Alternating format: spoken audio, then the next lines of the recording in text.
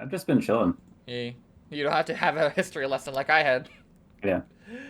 Sorry if I've been like silent. I've just been No, like it's just multitasking at the same time. what engaging commentary do you have about the Sino-Japanese War? Uh, I can make you do all the reading. Then I can go do something else. Wait, I'm the one who's blind.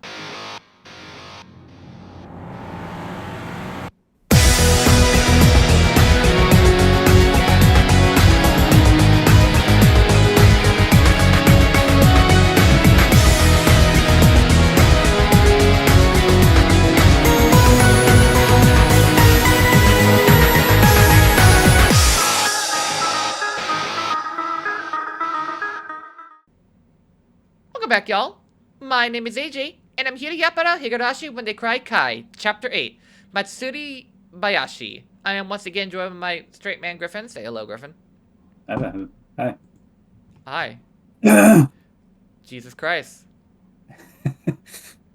Yeah. Well, why did you do that? I had to clear my throat. Oh, okay. Last time. I hope you guys passed your history tests. If you didn't, you can't. It was in the comments. Yeah. If you didn't, you're not allowed to continue this episode. Yeah. Go watch the last episode again.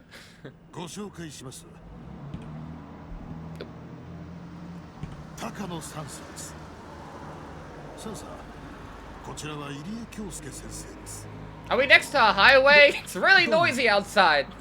I know. I don't know why this particular scene is like this. I just remembered. The clinic is nowhere near the road.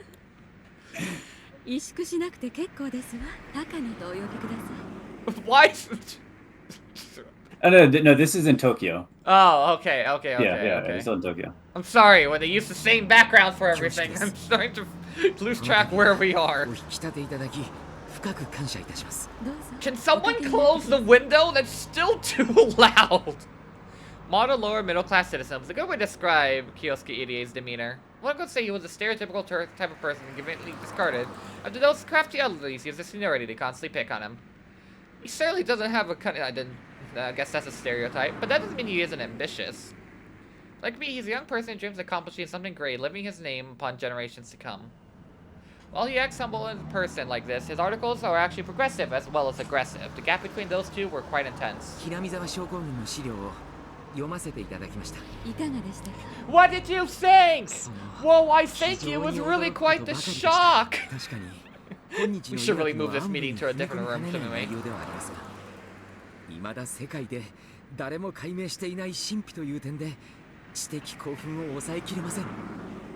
Hearing that made me chuckle. Because Ozone was good enough to me. You have been through the ringer, far too many people to reach this day. Your own intuition could tell. Get along with this man. Even if he's nice to me, he won't cause any problems. For both me and my sponsor, he's the best possible person for the job. 私こそ驚いております。入江先生ほどの博識かつ経験豊富な方が責任ある地位も仕事も与えられず、医局の片隅で飼い下ろされているなど、これは医学界の重大な損失と言わざるを得ませんわ。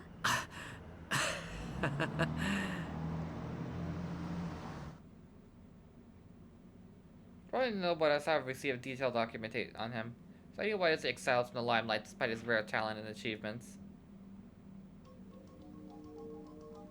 He displayed extraordinary skill working under a neurosurgery expert, and everyone expected a bright future for him. But he was kicked out due to an SNL controversy. He made pedophilia jokes. Basically, with the antisocial behaviors could be explained by brain disorders. He believed that no one in this world was born a villain, that they were all just poor patients in need of treatment. He proposed that they were all proper and normal when born, yet as they matured, psychogenesis and various exogenesis factors caused brain disorders and made them into villains. Therefore, what those evil people needed isn't punishment, it's treatment, and as diseases are treated, they become good citizens again. How dare he believe in the inherent human goodness? Get this man out of the human spirit.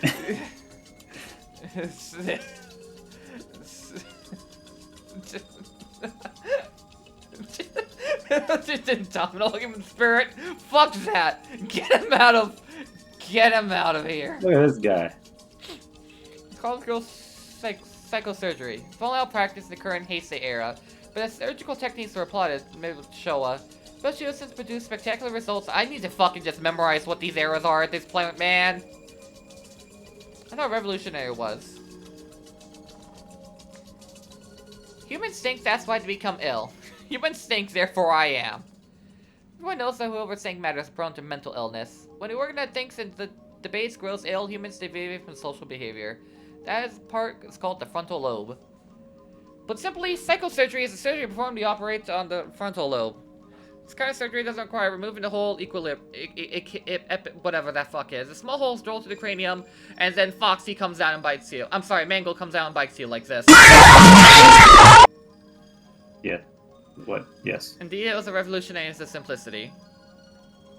All the severely ill mental patients miraculously recovered, so the technique spread around the world quickly. Those that sit in chronic mental illnesses, severely ill, trapped in deep, inescapable depression. All those could be saved by this technique. Although through history, humans have come up with many different religions and magic tricks to heal emotional injuries. So needless to say, the idea of being able to treat them with surgical technique was truly revolutionary. Ide admires psychosurgery and pushed forward in the field of surgical techniques to treat human souls. However, from the modern human rights standpoint, serving a portion of the brain just because someone is emotionally disturbed is absolutely out of the question. Okay, you know what, maybe I didn't really... When you say it like that... you know, when you say it like that, maybe Irie, you need to go back down. A baseless happiness born from a lack of thought. A change in personality. A loss of interest in everything. Stealing desires. Oh my god, Ida, he's a phantom thief! Of course, That's the twist. he just... The Donald human spirit, believe her. He just fucking gets a mask on and he's firing last surprise plane. So please be relieved the idea of continuing to perform the surgery and gather clinical trial data. They want people to recognize the value of techniques once again. Let me surgeries performed without consent. One series at Japan alone, there were thousands of people who woke up from general anesthesia. Only defined part of the brain has been removed. I don't like that thought in my head, Griffin. Today's first episode about patient consent is considered totally unethical. But it was a different time. You know, you Zoomers, you don't know what we had to do back in the Heisei era. Therefore, people at the time didn't think it was that big of an issue. It was only later that people started to argue that this was fucking inhumane. Finally, the decision was reached and the curtain closed with rejection of psychosurgery.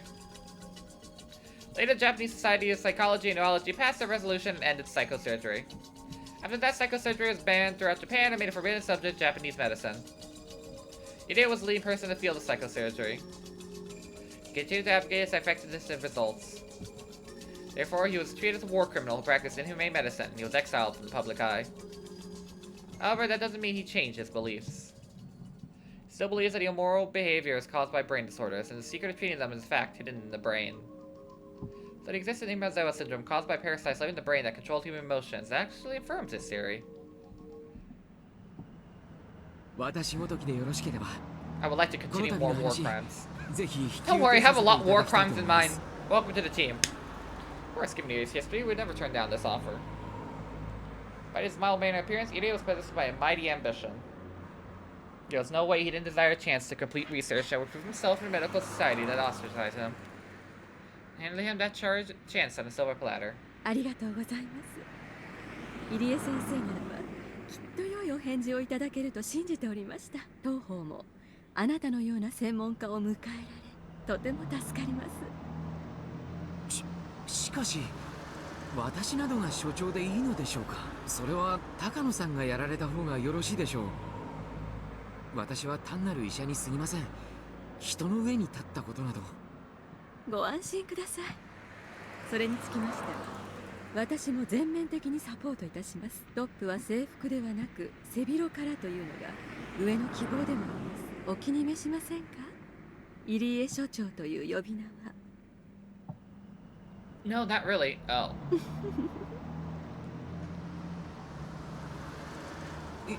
いえいえ、いやしかし。Maybe he laughed to hide his embarrassment. 現在ひなみ沢に研究施設を建設中です。表向きは診療所ということになっています。入江先生にご快諾をいただけましたので、入江診療所という名前にいたしましょう。一国一城の主とはもったいない話です。あと身分を陸自で預かることになりますので、先生の席は陸自の医官という扱いになります。私の上司ですので、2差の階級 The Sonozakis were completely unaware of all this, right? という呼び名はいかがでしょう。 Griffin? No, no. The Sonozakis were completely unaware of all this, right? 2差という呼び名は遠慮させていただきたいものです。所長だって恐 They れ need 多 to いくら really いで work す。 on their information networks then. いやいや。 Getting a chance to research brain parasites, plus being given the title of director of a new clinic as camouflage.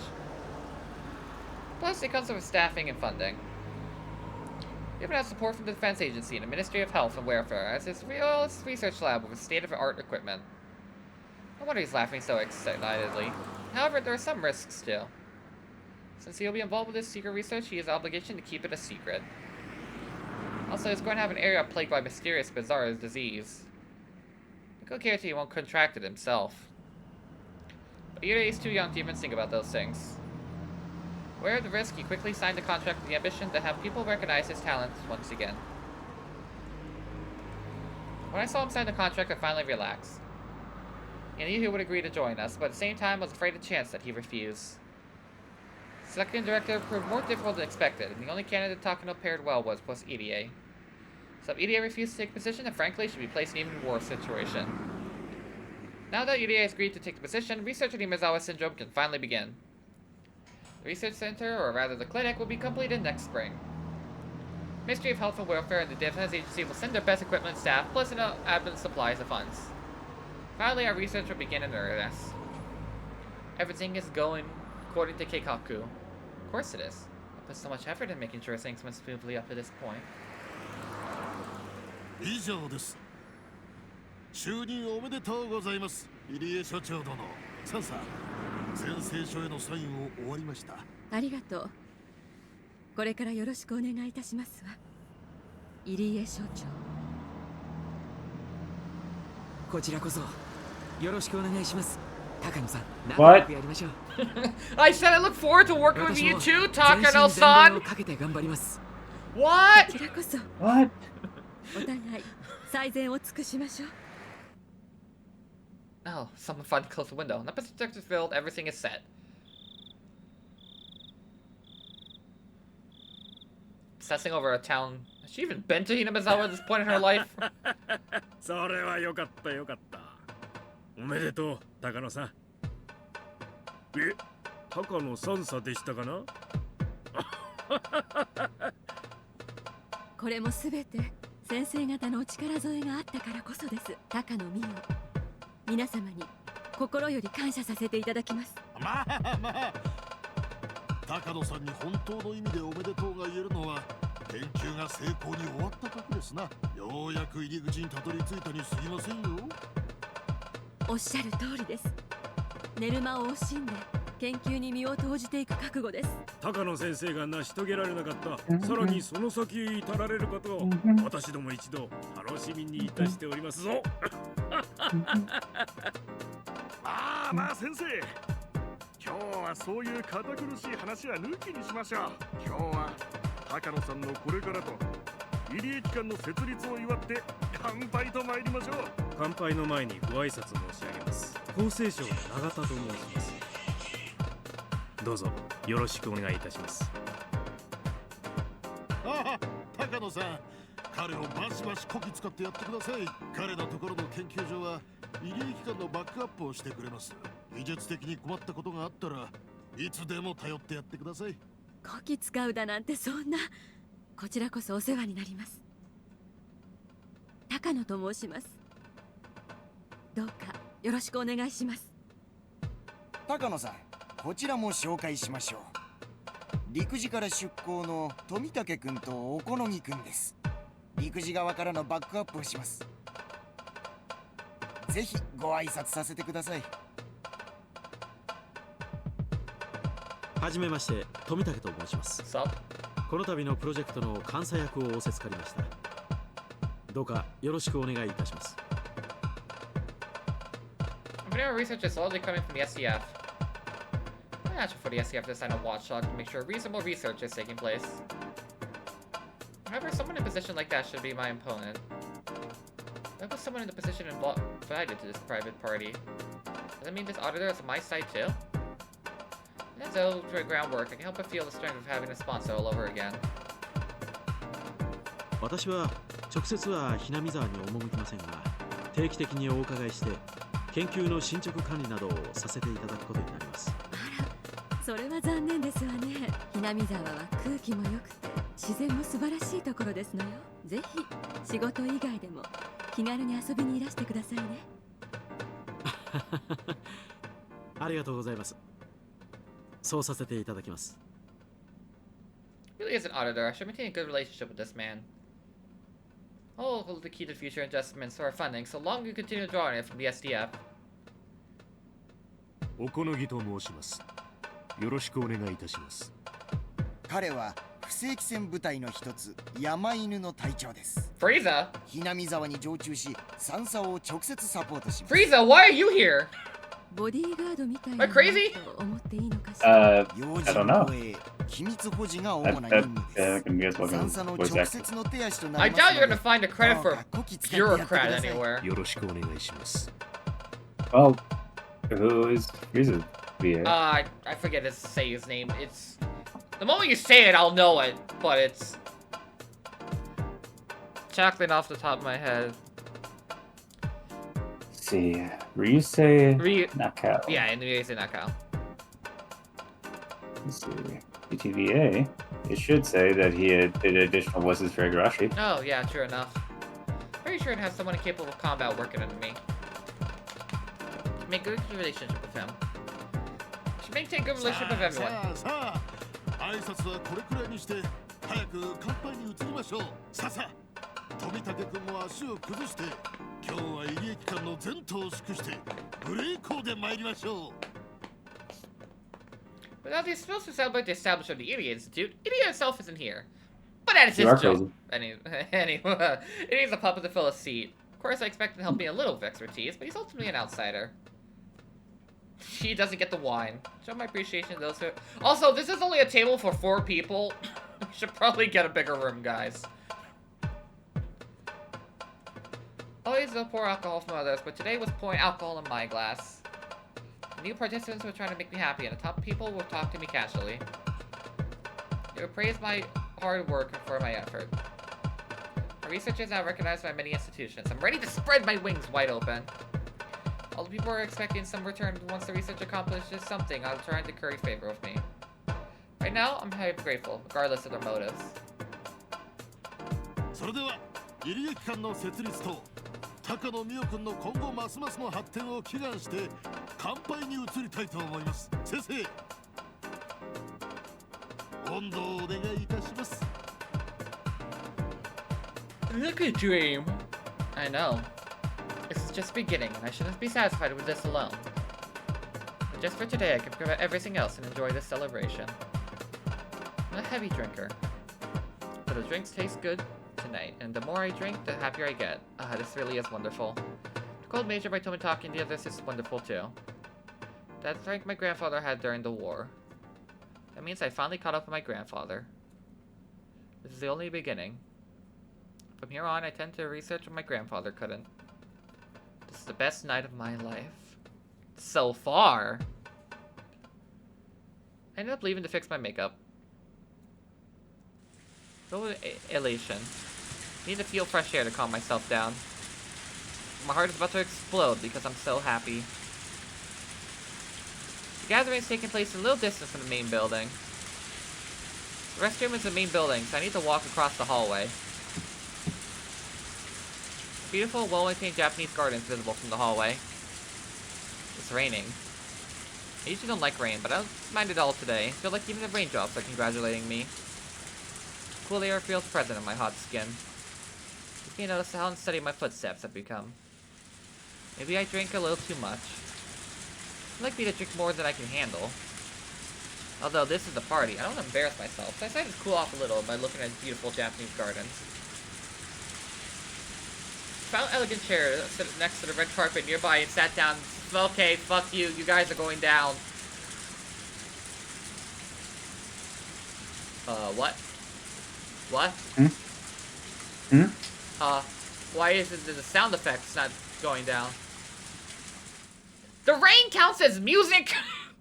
Oh, yeah. That's stupid. Yep. Yeah, I was forced to concentrate. Who the fuck counts rain as music? BGM.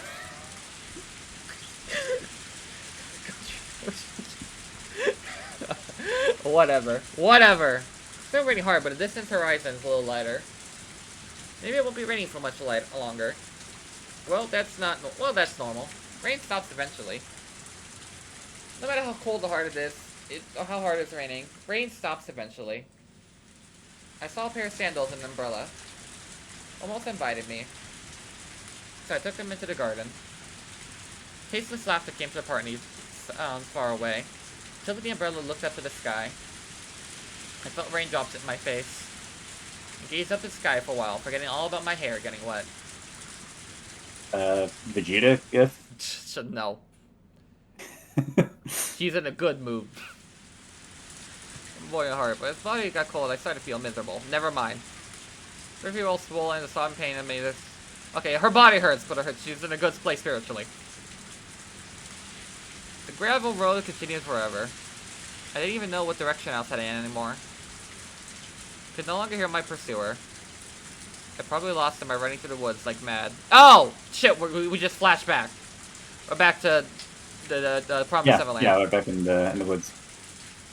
Chicken run time. I felt cold and hungry. There's no place nearby to take shelter from the rain. It's just a little path in the woods. My worst fear was that I could end up heading back towards the orphanage. After boiling and losing my sense of direction, I crushed that man's finger. I didn't think I bit it off, but I wasn't sure it would leave a scar. Taking that consideration, it was probably very clear to me what kind of torture awaited me back at the orphanage. Therefore, I had to reach the House of Love and Mercy. If it only had been daytime, then I could have easily found the right way to go. However, with this rain, there's nothing I can do. If I couldn't stop, I need to keep walking until I reach something. I wonder if Eriko and the others had escaped safely. I didn't know how many people came after us, but at least one came after me. For the words, it meant that they had a better chance. Did they reach the House of Love and Mercy? Were they drying themselves with soft towers? If they still remembered me, would they save a towel for me, too? It felt so cold. I wanted to find shelter and sat down. There was nothing of the sort. I saw a tree that looked like I could take shelter under it, but the branches and leaves were dripping with water. With that, I realized the sky was gradually getting darker. Would this day end in rain? There was no streetlights where I was. Soon enough, it was totally dark. I would be able to walk any further. I just wanted to sit down, even if it was raining. If I did sit down, I probably wouldn't be able to stand up again. So I endured. If I hadn't escaped with Eriko and the others, I would have gone through such misery. But compared to what I go through at the orphanage, this was nothing. I think that was the only way to make myself move. But when I thought about that, it's true this freezing cold rain was far better than my life at the orphanage. But that was only when compared to the life at the orphanage. Is it better than normal lives of normal kids my age? I didn't even need to think about that. When my parents were alive, although we weren't rich, we led a normal life. The gentle smiles and forgivable selfishness. The sounds of my mother cooking breakfast in the morning. The sound of newspaper being folded. Precious memories like that. I didn't need anything else. I had plenty of friends, I had fun at school. I didn't like my teacher, but I liked studying. I had everything I needed. That was enough for me. Never complained. Never did anything bad. So why was this happening to me? Everything went downhill after that train accident. died of a fate kept rolling a 1. The die never showed a good side to me. If the accident was my fault, then I could have accepted it. But it wasn't. It wasn't even there.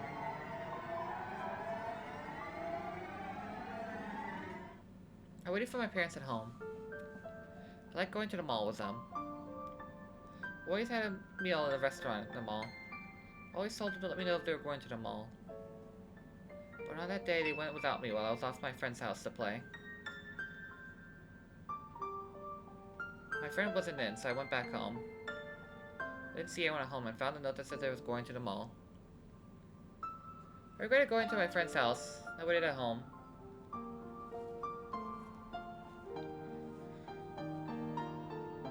They didn't come home. It was still gone by dinner time. I was getting hungry and got angry at my parents for leaving me. So they were having dinner at the mall restaurant without me. I hadn't gone to my friend's house, so I would be eating dinner at the restaurant too. I loved the little flags that came with the kids' meals. I was collecting those flags. Yes, I was. I was trying to collect 20 of them, thinking that I could collect 20, something wonderful would happen. But I couldn't collect 20 of them. I only need one more. One more, then maybe the accident wouldn't have happened. Very sad memory of a flag for my kids' meal. Kept waiting for my parents to come home from the mall. I was hungry, so I started to eat some dried fish. If I ate too much, my mother would find out, so I was careful not to gouge myself. And the phone rang. Soon it was for my parents. I answered the phone in an angry manner. But it wasn't them at all.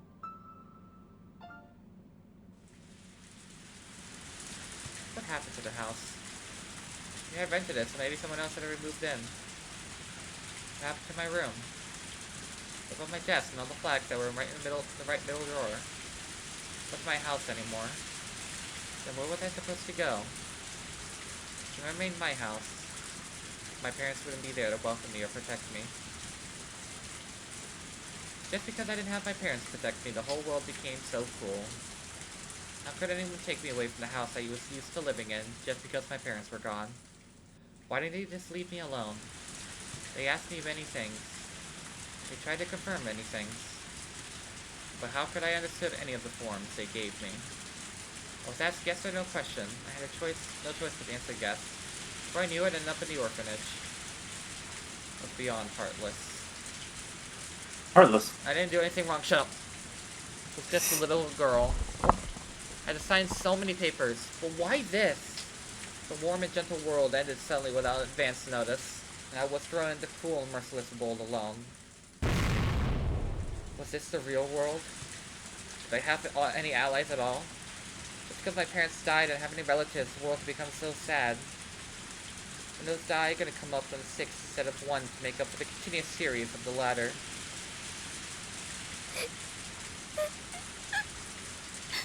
Tears were pouring down my cheeks. The salty taste further saddened and irritated me. Couldn't do anything but cry. No matter how hard I cried or pitied myself, the cold rain wouldn't warm my body or save me. I didn't even know where I was or which direction I should go. Show me a map of the house of Love and Murphy when we're playing our escape. We only learned Love and Murphy? Love and Murphy. Look, I don't want to... Yes! Love and Eddie Murphy. Yes. I felt groundless strength within me. I once learned to lead the tears to wash away particles in the eyes, but there is a different purpose to them too. Tears also wash away what's in the heart. I clenched my fists and forced my feet, and I headed the direction that I believed to be correct on the gravel road. The rain was still pouring, and it was getting darker and darker. I avoided the sky amidst the rain, my sadness was turning to anger.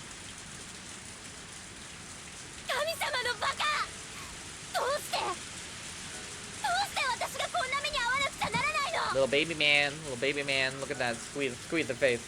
Little baby man.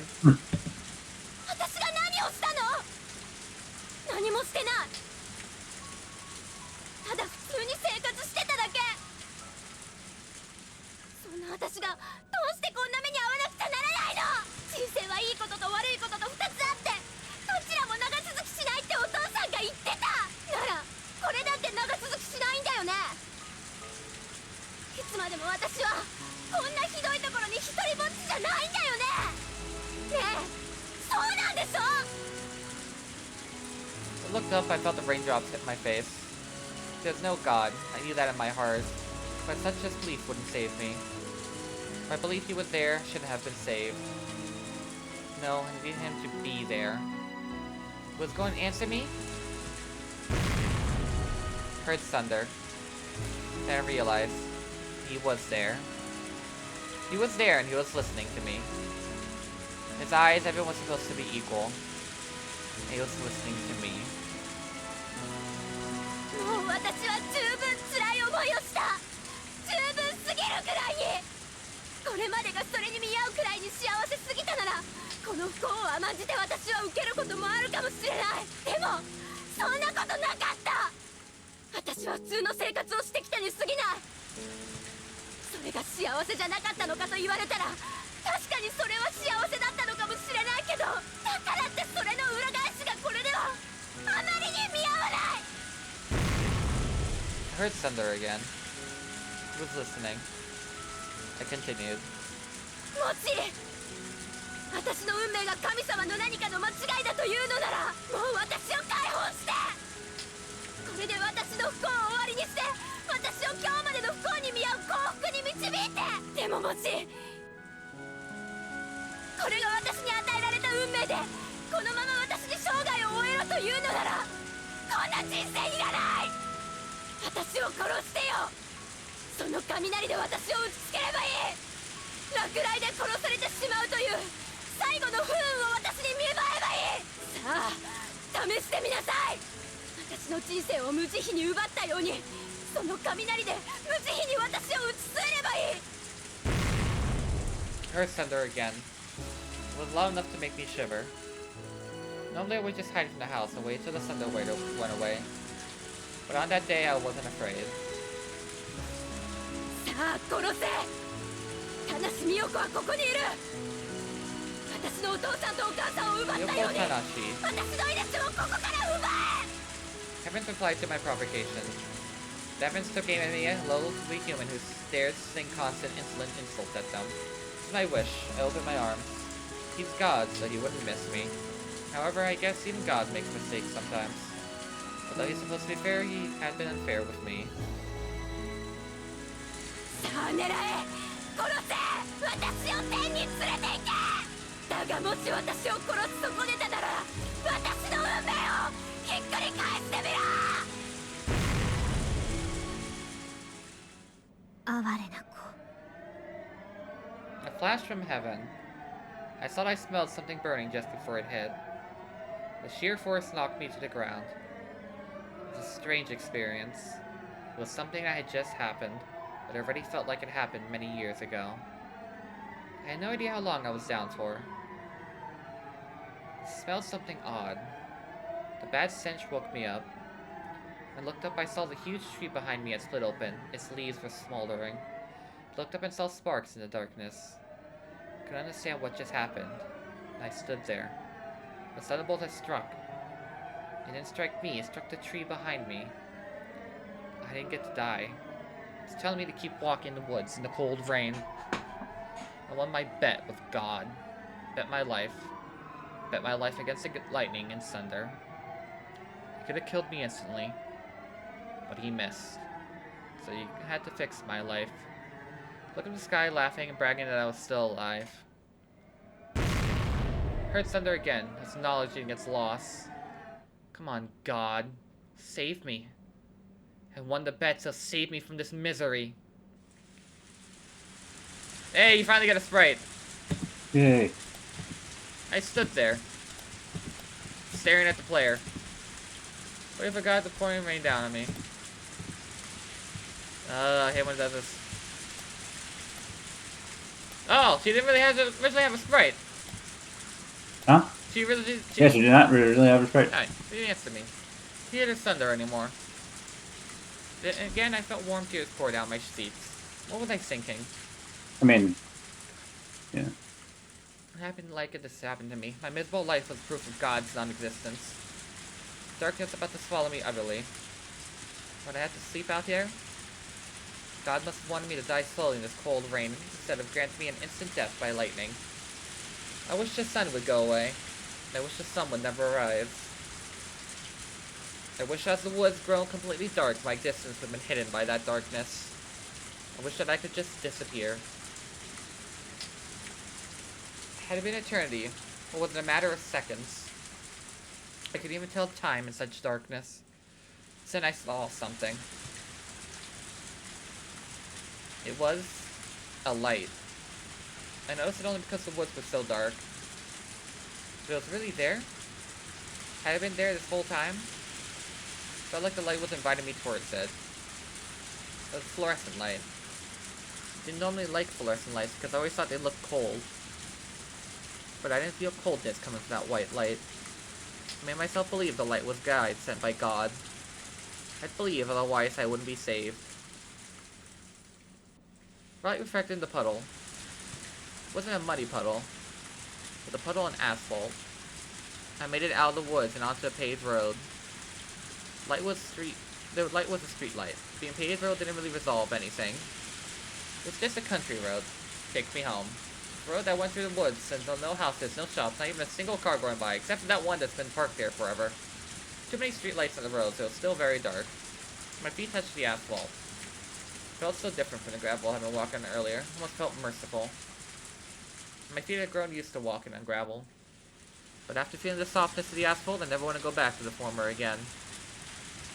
I can only choose between heading left or right. Grateful to God for leading me to this asphalt road. I wish He gave me a little more guidance. Just a little bit of luck to make up for all the unhappiness I'd gone through. And that was when I sensed His guidance. Saw no light in the distance. It's only the on the right side. Headed towards it. I got there and it said what it was. It was amazed to find it there. A telephone booth. Who would actually make a call in the middle of nowhere? The telephone booth in the countryside was rather unusual. There were plenty of red public phones all over the place, but I always thought telephone booths only existed in big cities. It almost looked as though the telephone booth had been put there as a punishment for doing something bad. When I saw that, I felt bad for the lonely telephone booth. It reminded me of myself. If I went inside the telephone booth, what could I do in there anyway? I already knew the answer to that question, but no matter, I just had to get in there. The door squeaked as I opened it. There was a lot of moths and other bugs flitting around the light. Usually hated bugs, but at that moment I felt like they were my friends, sheltering me from the rain like me. There was no heater. It was still very warm inside the booth. Sheltered me from the cold rain. Soon enough, I crumbled to the floor. Warmth from the fluorescent lights embraced me gently, like I felt it was telling me it was okay to cry. But I had no more tears left because I cried them all when the lightning struck. Aching scratches covered my body. My calves were in pain too. Everything hurt, everywhere, and I didn't want to get up ever again. I wish I could fall asleep. But if I did that, the staff from the orphanage might find me. The windows of the booth were high up, so if I sat down, I would be visible from the outside. But it was the only shelter in these dark woods. Staff would be sure to check it. So I couldn't stay there for long. The booths back then weren't completely made of glass, so it's possible to hide inside of one. Thank you, Ryukishi, for the author's note. Okay. Experiencing some kind of vision. Felt strange calmness never experienced before. What's a telephone booth, Griffin? A place where Superman changes into his outfits. Ah, okay. Yeah. Since my talking this world, I heard all seriously considered those things. And I started to think that the telephone booth had something to do with it. Because God led me there. Couldn't have done it just because I was providing shelter from the rain. There had to be something else. I don't know what it was. Could it be something in the booth that could save me? But what? The telephone booth was used to make a phone call. But I didn't have any money. But then, I noticed something that looked like copper. My heart skipped a beat.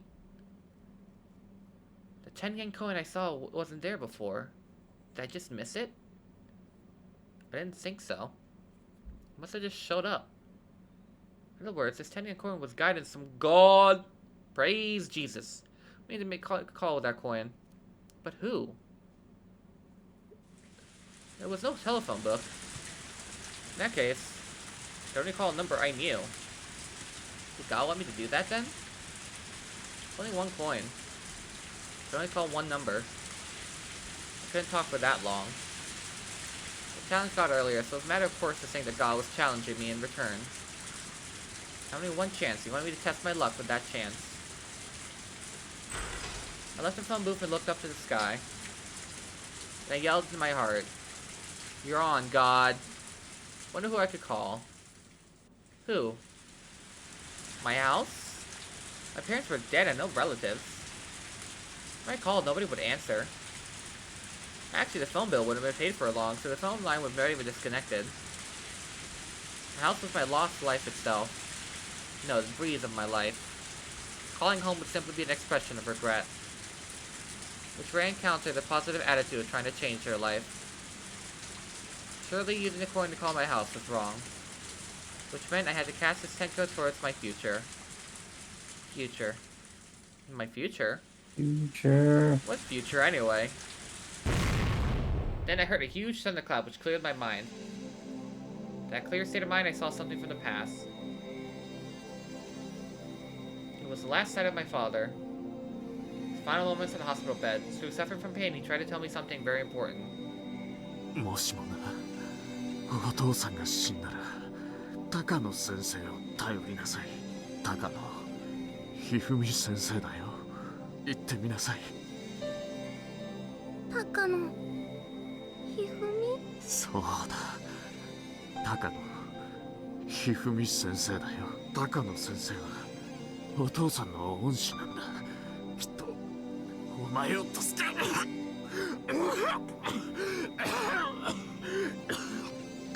お父さんお父さんお父さんお父さん Many doctors came in the room in a hurry. He wanted to tell me something else. But the doctor stopped him from talking, so it wasn't audible. It shouldn't have been, but it was to me. I heard it.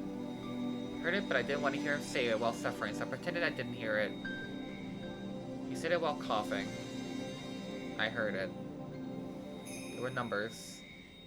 I swallowed once. That's right. It was a phone number. He knew nobody would take me in because we had no relatives. He told me to get in touch with him.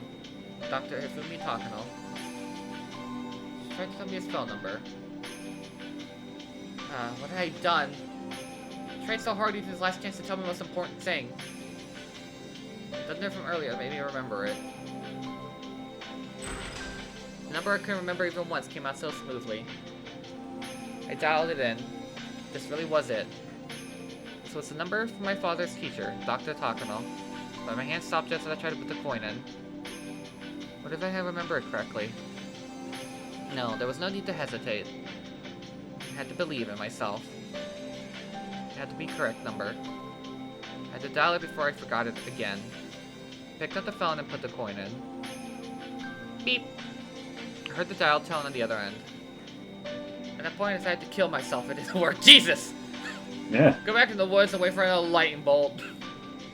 I could lie down and let the rainwater drown me, too. I could also fall asleep in the middle of the road and wait for a car to run me over. Made up my mind and put the coin in. Didn't hesitate any longer. Dialed the number at once. But I had to be careful. If you dial quickly, sometimes you can make mistakes. It's getting irritating, and I almost made the phone number go vague in my head. Dialed the last digit. I heard some electronic sounds on the other end. Hope that I dialed the number correctly. I don't know what to say to Dr. Tano to know if it did connect. Where was I? What was I supposed to do? What was I supposed to ask him? I didn't know any of those things. Making a call isn't cheap. 110 yen coin will buy me a short time to talk. The line must have connected then. I heard a ringtone. I only had a short time once someone answered the phone. I saw for a moment I should put the phone down. Then I could at least get the coin back. I could call back after sorting out my thoughts. And then someone answered. もしもし、高野です。 Felt like I was suffocating. My memory had been correct. I could tell the age the speaker was a grown man's voice. And one was my father's teacher, must have been quite old. Never mind that. I had to hurry and say something. Hurry, hurry! 高野先生ですか？高野ひふみ先生ですか？ん？そうですが、どちら様ですか？ He must have been suspicious. Couldn't blame him. The stranger was asking about his name. Of course he gets sussy. ごめんなさい。私、田無って言います。田無美代子と申します。田無さん？はい。私の父に高野先生に電話しろって言われたんです。父は田無武光と言います。田無。ああ、田無くん。ああ。His voice suddenly changed. Dr. Takano remembered his old student. 私、娘です。お父さんに電話しろって言われて。田無くんに何かあったんですか？ Not good. Was going to run out of time. お父さんとお母さんが事故で死んじゃって、それで高野先生に電話しろって言われたんです。田無くんがお亡くなりに？そうですか。二人とも？それは本当にお気の毒です。田無くんは私が大学で講師をしていた時、しばらく交流があったことがあります。何事にも I didn't ask for his life story, man! Shut the fuck up! Shut up! Takano, say something! Obviously, no, I was born. But he remembered my father. And that was truly a stroke of luck. それで、田無くんは私に何と？I didn't know what to say. I was only told to call Dr. Takano. How could I tell him that? My time was running out. I felt more and more anxious by the minute. Phone calls I get disconnected without notice. But somehow I sensed it. I only had enough time left for one sentence.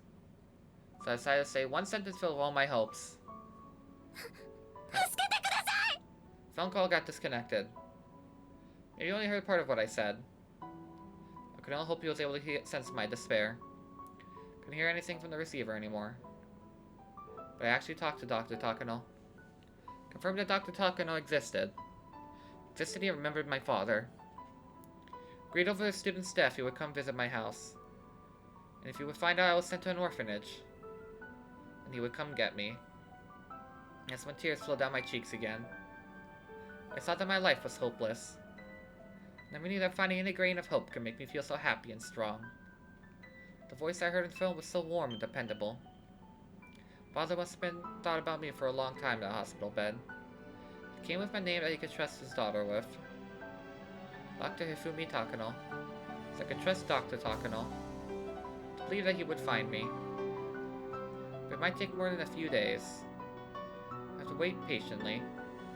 A few days? A month? More? I'm gonna wait patiently. Either way, I couldn't stay in the telephone box. The staff would easily find me there. I went out into the rain again.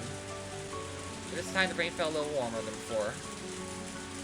I wished to die by lightning. But after that phone call, I was filled with hope and the will to live. I wanted to live, and that's what my pain felt all my body. I still wish to die, didn't feel anything.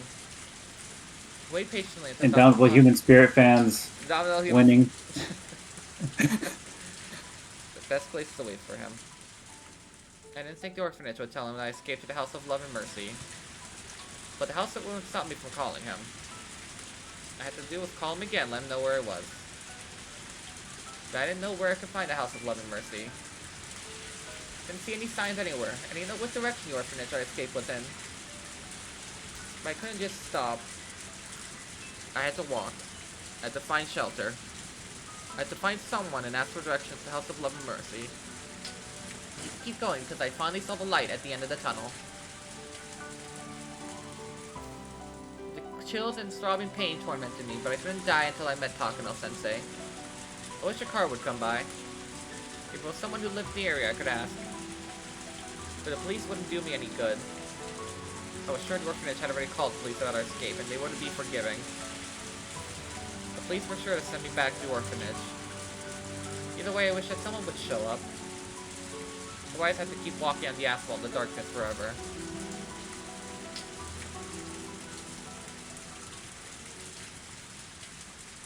How long did I walk? Still no car. Guess I couldn't help but think that maybe the world perished, leaving only me behind. A car showed up. I sensed the car coming behind me, so I turned around and saw the headlights approaching me. I thought for a moment. Should I stand in the middle of the street to stop the car? It was so dark, I didn't think the car would notice. I would just wave at it. If I were to stand in the middle of the street, I would get Delta roomed. Well, I tried to stop the car was getting closer and closer. I made the phone call, I panicked and didn't know what to say. So with this car, I have to think very carefully. Couldn't think of anything, then I should just let the car go. So that's all vague in my mind. I was incredibly surprised when the car slammed the brakes with a screech and came to a stop. Maybe I wasn't all there after a miraculous experience lightning striking near me. But I have half lost my mind those dark woods. I probably wasn't thinking very straight. Because the car's stop has recognized me. In other words, the driver knew who I was. And the only people in the area who recognized me were... Fuck! God damn it. I started to dash away. I heard a voice calling after me. I no longer had the strength to run. My feet were trembling and I couldn't make them cooperate. I realized then that I should have sat down in the telephone booth. The adrenaline wore off, but I couldn't keep running. I was suddenly grabbed from behind, the collar of my clothes almost choking me. I heard fabric being ripped. I felt a pillow and the staff member got on top of me. This time his finger wasn't in my mouth. All I could do was struggle. As I did so, I remembered all the scary stories Eriko and the others told me. All the torture the child who was caught had to endure. Drowned ducky punishment, the mashed caterpillar punishment, and the splayed piggy punishment. The names of those eerie sounding punishments came to my mind.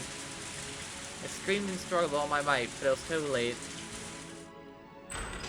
Shoved into the backseat of the car. Why couldn't they just let me go? Simple, they didn't want me to talk about them to anybody. Staff were yelling and screaming while chasing me. Once they were in the car, they were silent. It was like the Grim Reaper had come to get me. Whether I liked it or not, I had come to terms with the fact my luck had run out. But, I had called Takano-sensei, so I knew he would come to get me. I didn't know what that would be, but I knew it would happen someday. So I wanted to live. I would be saved if I lived. Couldn't imagine the kind of punishment that was waiting for me. But even so, I said to myself, I have to live. I found the light at the end of the tunnel. All I had to do was endure until I reached it. Car stopped. We had arrived at the front gate of the orphanage. Two staff members grabbed my shoulders so I wouldn't run. My shoulders were very skinny, so it hurt a lot. I was scared. Scared of what would have to go through. I went to the door and I finally felt shelter from the rain. In a way, I wasn't sheltered at all, though. It's the middle of the night and I had long past time to turn off all the lights. The furnace should have been quiet. But I heard a noise. It was a strange noise. Noise of a shower. Noise of metal objects crashing into each other. Also the staff yelling and screaming. A chill went down my spine. What could I possibly write down to fully describe this fear? A staff member knocked on the door of the storage room and the door opened. The moment it did, an angry roar issued from inside. Sight left in my eyes. I couldn't completely take in the bizarre scene before me. Two staff members were hitting a mat with bamboo swords while yelling violently. It was a mat used in, you know, the one you use when you do gymnastics. But why was it rolled up like that? The rolled up mat was tied with a string was standing in the corner. Staff member kept hitting it. Usually words are said to be to a person. But why were they yelling at a rolled up mat? They were hitting and yelling at it as they gone mad. But wait, I could see something sticking out from the top of the rolled up mat. It was... Let me see. Whose shoes were those? All of a sudden I froze and couldn't think anymore. One man stood in front of me. A man's pinky finger was wrapped in bandages.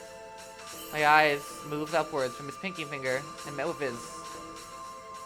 The beast's eye met mine, peering into the intent they'd devour me.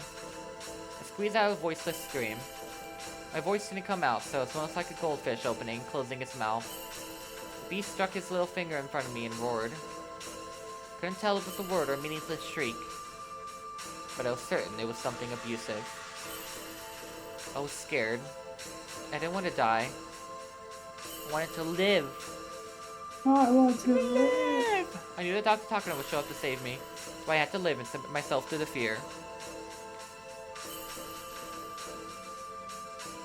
I'm so sorry. I'm sorry.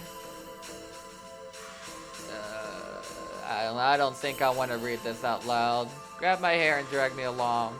He was apologized and begged for forgiveness, hoping the beast had even a tiny bit of mercy in him. It's like a broken, apologizing doll. Mad doll that kept muttering apologies until his key wound down. It's their toys, shredding tears, coughing blood, and apologizing in the place of clicking gears.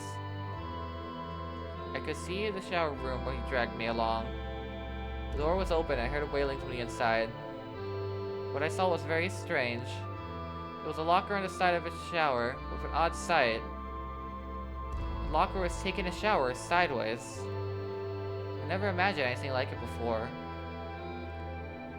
The locker was taking a cold shower with two staff members hit it with bamboo swords. That explained the metallic noise I heard before. The beast didn't want me to see that. I pulled my hair violently and twisted my neck so I looked the opposite direction.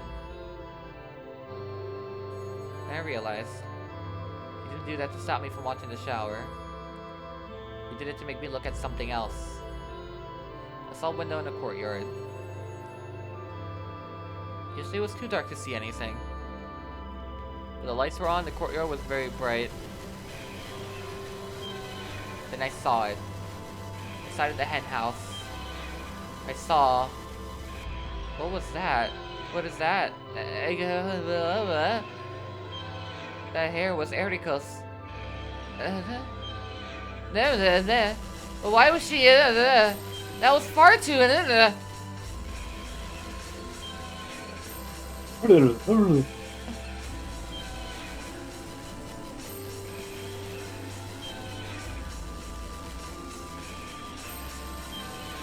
I don't want to die. I know Dr. Takano's coming to save me. I know he is coming. Take it to the staff bathroom. Stunk of ammonia. I saw XSS, which doesn't fit in the bathroom. Why was it in the bathroom? I saw it. He's not planning to with me, is he? No. No.